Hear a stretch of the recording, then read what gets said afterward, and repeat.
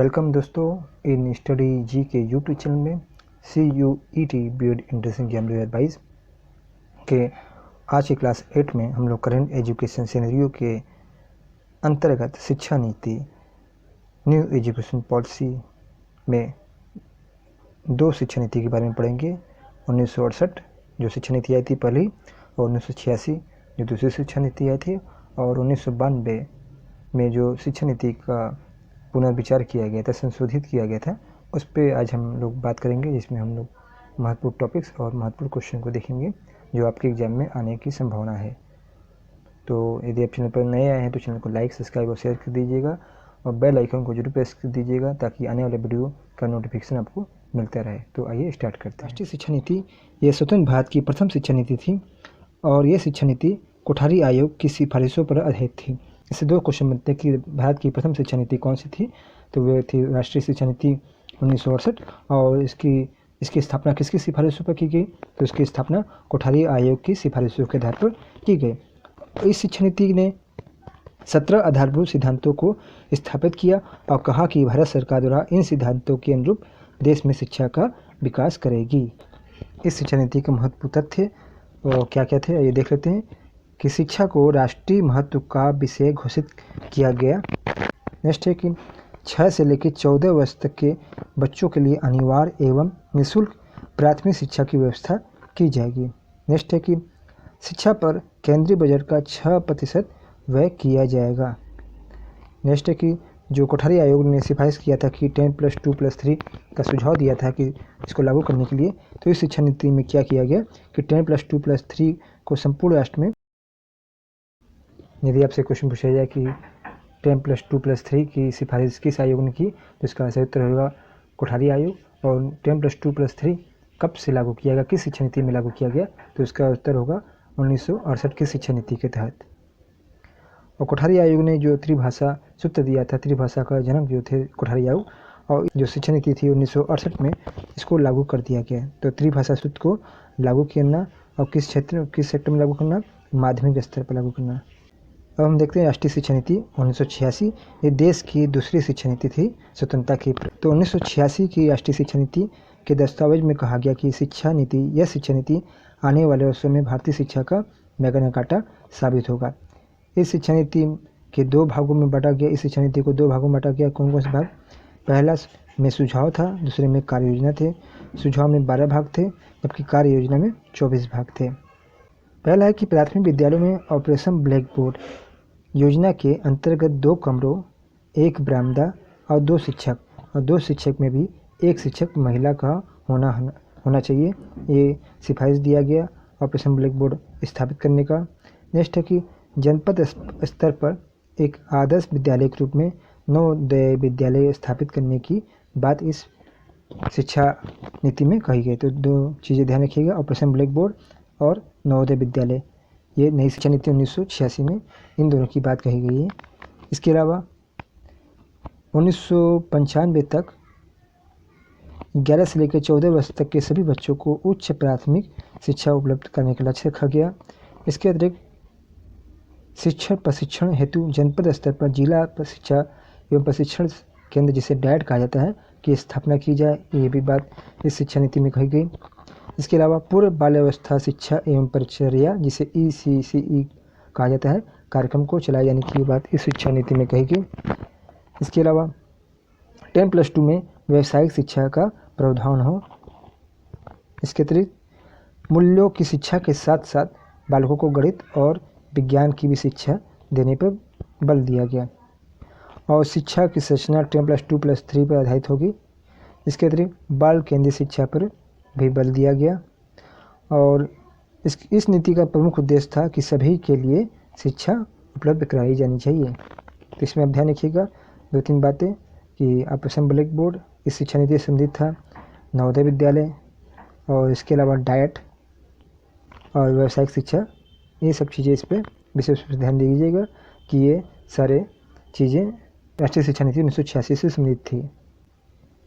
अब हम देख लेते हैं संशोधित शिक्षा नीति जो कि 1992 में बना। संशोधित शिक्षा नीति यह शिक्षा नीति न होकर 1986 की शिक्षा नीति की संशोधित भाग था।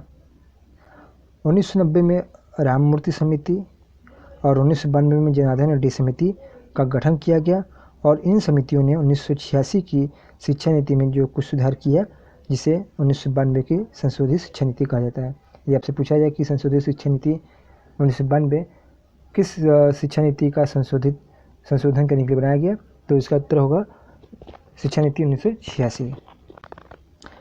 इस शिक्षा नीति ने जो कार्य योजना प्रस्तुत की उसे प्लान ऑफ एक्शन कहते हैं, जिसे शॉर्ट में POA कहा जाता है। यदि आपसे PO का फुल फॉर्म पूछा जाए तो प्लान ऑफ एक्शन होगा। इसके प्रमुख तथ्य या प्रमुख संशोधन क्या क्या थे, तो आइए देख लेते हैं।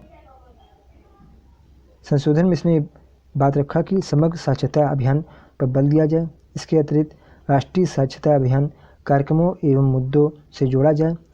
ऑपरेशन ब्लैक बोर्ड योजना के अंतर्गत 3 कमरे, 1 बरामदा और 3 शिक्षक का प्रावधान किया जाए। इससे पहले जो शिक्षा नीति थी 1986 में, उसमें 2 कमरों और 2 शिक्षकों की बात कही गई थी, लेकिन संशोधन जो कि 1992 में हुआ था उसमें 3 शिक्षकों और 3 कमरों की बात कही गई।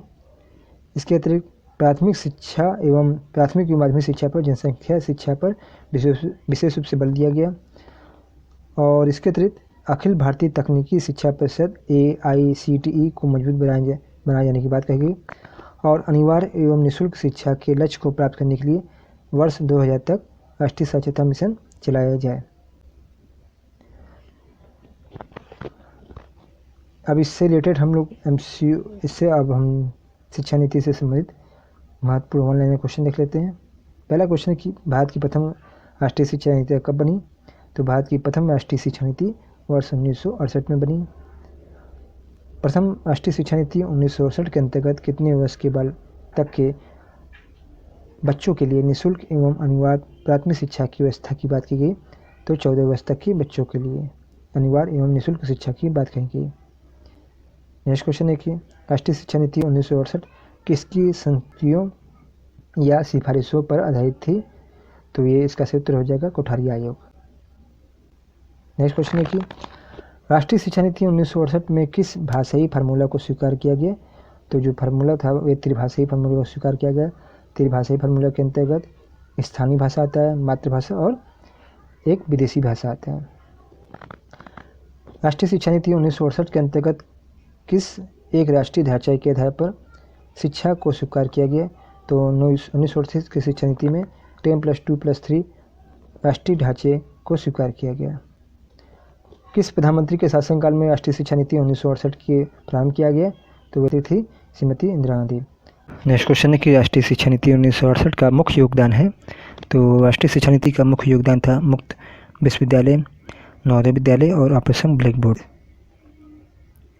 नेक्स्ट क्वेश्चन है कि राष्ट्रीय शिक्षा नीति 1986 की समीक्षा किस समिति द्वारा की गई, तो राममूर्ति समिति जो कि 1990 में गठन हुआ था, इस समिति द्वारा 1986 की शिक्षा नीति की समीक्षा की गई।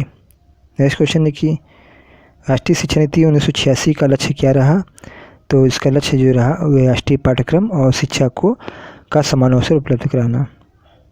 नेक्स्ट क्वेश्चन है कि राष्ट्रीय शिक्षा नीति में प्राथमिक शिक्षा कक्षा 1 से 5 तक कब तक सर्वसुलभ बनाने की घोषणा की गई, तो जो राष्ट्रीय शिक्षा नीति में था वे कक्षा 1 से लेकर 5 तक के बच्चों को सर्वसुलभ शिक्षा बनाने की घोषणा वर्ष 1990 ईस्वी तक की गई थी।